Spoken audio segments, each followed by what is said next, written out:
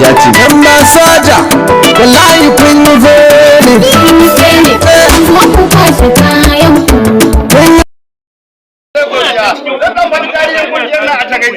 ita wannan kungiya kamar yadda mai girma ciya mun yamma mun gabata ne domin mu taimaki PDP mu taimaki yan takarar jam'iyyar PDP wato PDP daga sama har ƙasa insha Allah kamar yadda aka sani wannan kungiya ta yi rally wanda yake ranin nan ward by ward sai ta shiga lungu da sako ta tarshe tsaron da bai wannan kungiya ta shiga wannan lungu da sako bayan haka wannan kungiyar ta yi tsari na shugabanni daga local government kuma da structure na ward kuma da wannan kungiya tana da wakilai mutum 18 wannan yana nuni da cewa ko da structure na wannan kungiya aka bi in Allah ya so ya da PDP za ta iya cin zaben ta saboda haka wannan na faɗi ne a takaice saboda uzurruka da abu a takaice saboda uzurruka da abubuwa da muke da su saboda haka mai girma sanata muna godiya da saka da alheri kuma muna fata muna fata kamar daga bankin lafiya Allah ya sa ka koma gida lafiya Allah ya ba mu da Allah ya taimake mu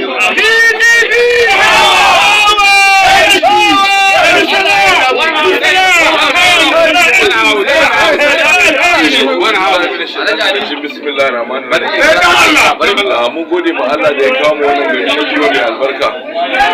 gari da suka nuna mana kauna tun daga 2017 har yanzu zuwa yau insha Allah ba su taba gaushewa ba wannan zumunci muna bukatar Allah ya da za mu kula take na ƙarshen rabu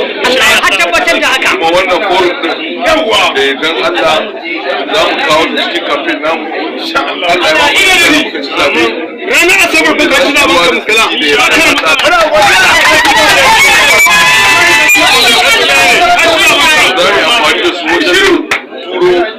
da kyautata ma mutanen kiwa da yarda Allah ya ba mu nasara muka ci zaɓe kai da kuce za ku zauna ku biyo muna ce ga Allah ku sunu za mu san matsalolin dole sai ku zo ku yi bayani ne ko Allah da ya halitta ku ne ka roƙe shi ya san abu da an san amma dole ka ga wannan gaskiya ne matsalolin mu dole ne mu ci zaɓe ku biyo ku ce to ga abin da ake yi a mutanen ku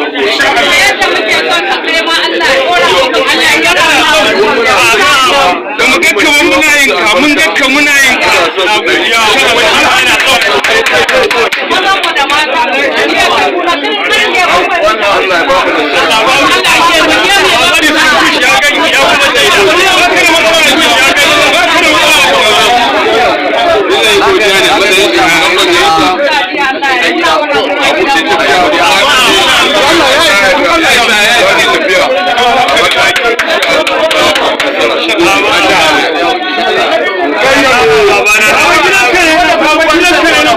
PDP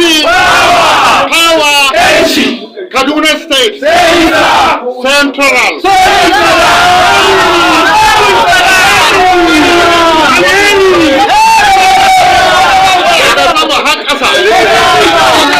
daga sama har ƙasa jama'a assalamu alaikum kun ga yau miƙati an ɗaura miƙati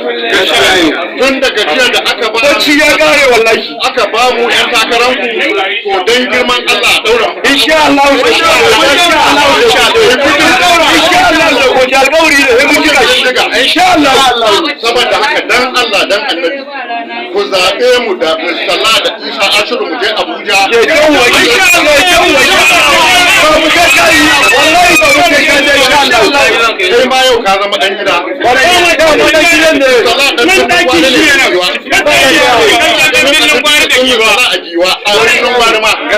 kuna gani tun daga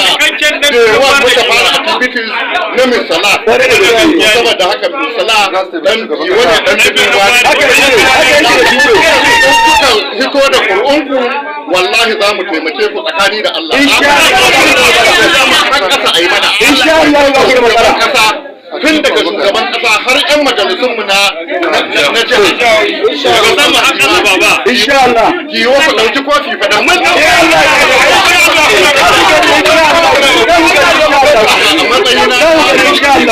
nan ina ma misala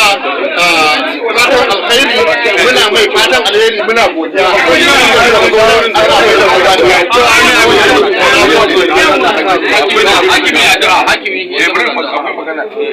muna tare da wazirin Adamawa shekaran jiya Abuja. Alhamdulillah. Sako da ya bada shi ne ba wani magana shinkafa da wake. PDP ne sak. Tun daga kan shugaban kasa har da majalisa saboda ta hanyar da za a yi kenan taimaki mutane. Siyasa ya gaji wannan na nan wannan na amma PDP mun gida ɗaya ne mu dai wala amma yanzu da aka fito dukkan mu kamkilan mu guda ɗaya ne kuma PDP ita uwa ce gaskiya ne wannan distinguish gaskiya ne distinguish uwa ce da tana lura tana da ta damu da duk wani ɗanta wannan wannan gaskiya ne tallahi ta damu da shi ba yanda za a yi uwa ta haifi ɗa ta wurgar da shi a hanya me ya taba yi ba uwa ya yi da shekin waye da irin ɗayan da to PDP uwa ce wani mutumin babba da ƙarami da ke PDP ɗanta ne kuma PDP ba ta taɓa yadda an taɓa ko ta yaya ne don Allah da annabi mu ya hakuri mu yafe mu juna duka insha Allah ko a zo a amana kana Alhaji Shehu Kabo Alhaji Shehu Kabo Alhaji Shehu Kabo ba ka da matsala ba ka da matsala ba da makiya haka yake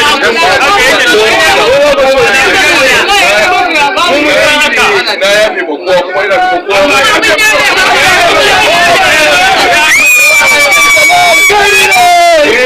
zaɓe ne idan za mu zaɓe kuma mu taimaki al'umma insha Allah wannan aikin ka ne abin da ya kawo abin da mutum Alhaji Shehu ya gama ba komai Allah Alhaji